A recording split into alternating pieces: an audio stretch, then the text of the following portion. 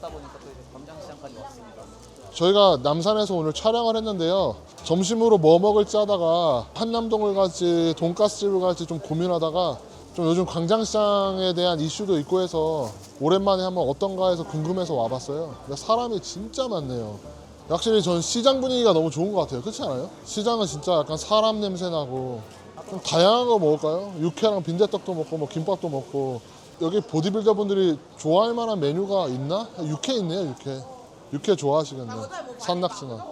여기 매운탕 맛있겠다. 여기가 뒤지네요. 와. 아, 외국인도 생태탕 저런 거 먹는구나. 여기 흑마늘 있네. 매운탕 이런 게 오히려 외국인들 되게 좋아할 것 같아요. 먹으면 생각보다 비린맛 없잖아요. 감칠맛이 워낙 좋으니까. 그러니까 다 외국이네. 광장시장에서 한 유명 유튜버가 바가지 당해가지고 논란이 됐지만 외국인들은 모르고 그런 것도 상관없으니까요. 저 아는 분이 도산정육이라고 해서 구정동에 삼겹살집을 해요. 그러니까 돼지고기집을 해요. 근데 이제 거기에 BTS 뭐 좀 이런 사인도 있고 유명한 사람들이 많이 왔다 갔나 봐요. 시작하자마자 웨이팅 시작인데 다 외국인들이에요. 외국인들은 진짜 좋아하겠다. 원래 해외 나가면 이제 시장 이런 데 많이 가잖아요. 저도 많이 갑니다. 그러니까. 일본 가면 시장 가서 뭐 사 먹고. 근데 시장으로 오면 좋은 게 약간 그 나라의 음식과 문화를 좀 한눈에 느낄 수 있는 곳이라. 감사합니다. 광장시장 좀 둘러보다가 저 순인의 육회, 그 빈대떡 거기서 이제 식사하고 밥 먹으면서 이런저런 얘기 나누는 거를 촬영하려고 했는데 너무 손님들이 많아가지고 간단히 먹고 일단 나왔어요. 지금 온 곳은 광장시장 안에 들어오면 사거리에 69호 광장식당이라는 곳인데요. 떡볶이랑 김밥, 오뎅 먹으면서 한번 또 이야기 나눠보도록 하겠습니다. 머슬 매니 아까 얘기를 하셔가지고 선수들 찾아봤어요. 라이프 차임 내추럴이라는 인스타에도 하셨더라고요. 황철 선수 말씀이 나는 한 번도 주장한 적이 없다. 나의 팬 페이지가 그렇게 주장한 것이 사람들이 오해를 하게 된 것 같다라고 하셨어요. 그러면 저는 궁금한 게 그 당시에 머슬 매니아고 과연 도핑 테스트를 했어야 이제 자연스럽게 우리도 내추럴 대회라고 이제 어필을 할 수 있을 것 같은데. 머슬매니아 대회에 대해서 가장 높게 평가하고 싶은 게 내추럴이라는 단어를 팔아먹지 않은 거예요. 사실은 피트니스랑 헬스의 목적이 궁극적인 목적은 건강과 건강해져 보이는 거기 때문에 쇼라고 하더라도 약물을 그렇게 사용하면 안 돼요. 근데 이제 예외적으로 IFBB 프로에서는 도핑을 허용하는 대회였고, 근데 머슬매니아는 제가 알기로 내추럴을 지향하고 도핑 테스트를 한 걸로 알고 있는데 내추럴이라는 단어를 팔지 않았어요. 근데 요즘 대회들 보면 반성 요즘 저도 하고 있는 게 과거에 스포엑스 국민체육진흥공단이랑 했던 그 대회도 그렇고 아고나스도 그렇고 항상 내추럴이라는 단어를 붙였거든요. 그 내추럴이라는 단어가 어떻게 보면 저도 대회를 운영하는 입장에서 그 단어를 팔아먹고 싶었던 것 같아요. 냉정하게 한국에서 내추럴이라는 단어를 팔면은 돈이 드나요? 그쵸. 왜냐하면 내추럴을 증명하고 싶고 약투 이후로 그냥 이 운동만 하면 대중들 입장에서는 약물 사용한 걸로 많이 보니까 더 많이 사람들이 내추럴로 보여주고 싶었을 거라 생각해요. 근데 머슬매니아는 물론 더 역사도 있고 헤리티지도 있고 오래된 대회이긴 하지만 그 당시에 충분히 내추럴이라는 걸 엄청 내세워서 파리를 할 수 있었는데 그걸 하지 않은 거에 대해서 머슬매니아를 되게 높게 평가하는 건 있어요. 아까 전에 1편에서 얘기했던 거는 너무 머슬매니아에 대해서 막 안 좋게 생각하지는 않는데 좀 안 좋게 얘기한 것 같은데, 근데 저는 분명히 얘기하고 싶은 게 저도 사설 대회를 하지만 보디빌딩과 피트니스 대회는 IFBB라는 단체 외에는 솔직하게 얘기하면 다 쩔이라고 생각해요. 그래서 황철수 선수님께서 내추럴 대회를 어떻게 보면 뛰신 거고 어떻게 보면 머슬매니아가 우리나라 최초의 내추럴을 증명하는 사설 대회일 수도 있었던 거예요. 근데 황철수 선수도 내추럴 대회라고 하시고 내추럴이라고 하시고 그 대회를 뛰셨는데 아까도 얘기했지만 뭐 황철수 선생님께서 거짓말을 했다고 생각하진 않아요. 근데 그 머슬매니아를 과거에 뛰었던 많은 한국 선수들이 과연 내추럴이었을까라고 하면 저는 의문이에요. 머슬매니아조차도 내추럴도 있었겠지만 많이 없었다고 생각하거든요. 그 당시에 좀 유명했던 피트니스 1세대라고 할 수 있는 선수가 누가 있었어요? 일단 제가 내추럴이라고 좀 믿고 있는 조주님도 제가 알기로 머슬매니아 뛰셨던 걸로 알고 있고, 그리고 김창근 선수님 되게 몸 좋으셨었거든요. 제 아는 분이랑도 친한 사이셨고, 근데 뭐 이제 다른 일 하시는지 모르겠어요. 소식은 모르겠는데 세 분 떠오르는 것 같아요. 황철순, 김창근, 조준. 뭐 더 말은 하지 않겠습니다. 근데 이제 해외도 아까 얘기했지만 시몬 판다도 그렇고 율리시스도 그렇고 아직까지도 라이프타임 내추럴이라고, 특히 시몬 판다는 엄청 강하게 아직까지도 어필하고 있거든요. 근데 지금 41살인가 됐을 거예요, 한국 나이로. 과거에 비해서 사이즈가 조금 중량감이 좀 줄어든 점은 있긴 하지만 모르겠어요. 과연 그 선수 전성기 몸을 보고 했었을 때 이게 내추럴로 가능한 건지는 전 솔직히 좀 의문이고, 또 율리시스 같은 경우는 걔는 너무 커요. 사이즈가 그 근육 사이즈가 아니라 그분 별명이 대포동 미사일이잖아요. 그분은 내추럴이었으면 좋겠어요. 케미컬을 쓴다고 해서 성기에 뭐 크게 영향을 미치지 않지만, 율리시스가 또 유명한 게 멋진 몸인 것도 있지만 그 거대한 사이즈가 있거든요.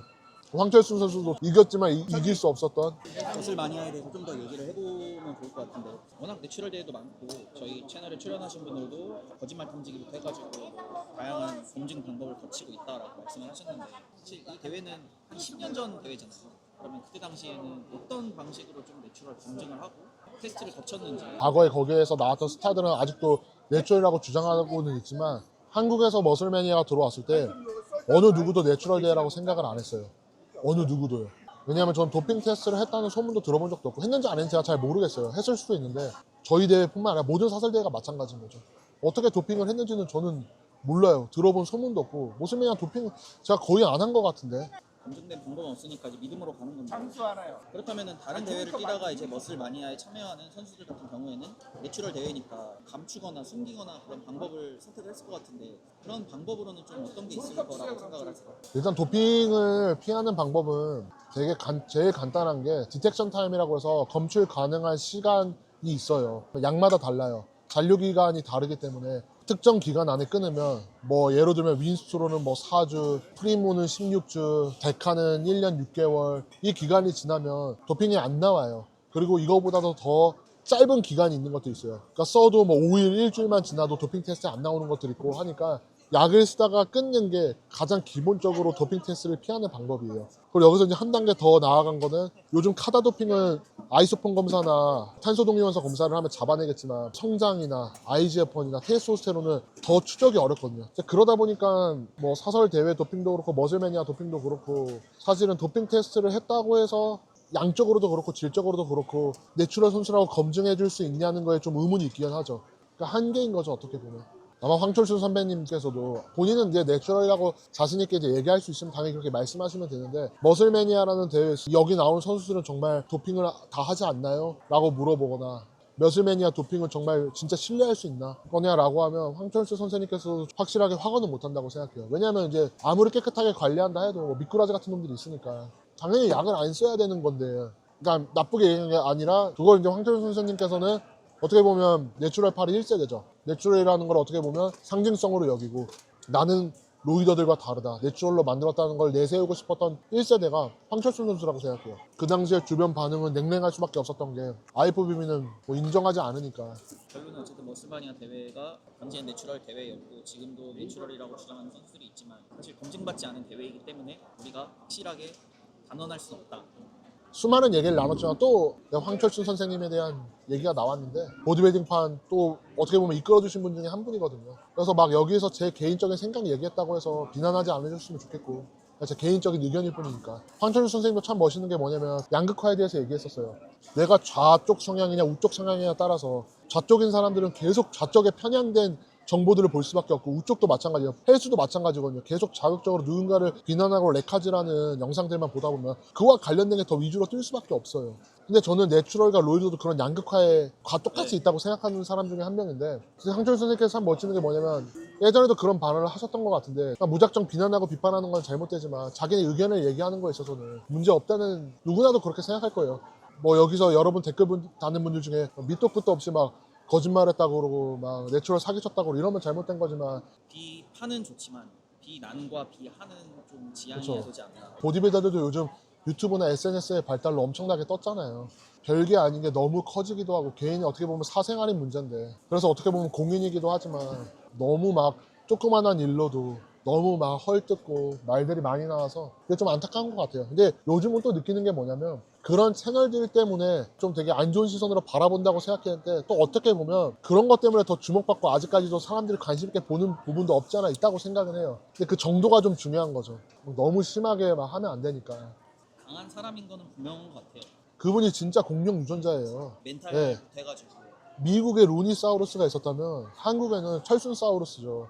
아니 진짜 그런 엄청나게 우여곡절이 많으셨잖아요. 근데 다 극복해내고 다시 그렇게 몸을 만들어서 활동을 하는 자체가, 그리고 황정윤 선생님은 단순하게 쇼맨십이나 스타성이 아니더라도 보디빌딩 측면으로만 봐도 제가 봐서는 한국에서 제일 뛰어난 유전자 중 한 명이에요. 하체 쉐입이 항아리 하체가 아닌 게 좀 펼쳐지지 않고 좀 세퍼가 약한 게 조금 아쉽긴 하지만, 그게 조금 단점이긴 하지만 정말 타고난 유전자, 근육 모양부터 운동에 대해서 말하는 것도 들어보면 굉장히 많이 고민하고 생각하신 성찰하신 게 느껴져서 일반이 거의 진짜 아예 차원이 다른 분 같아요.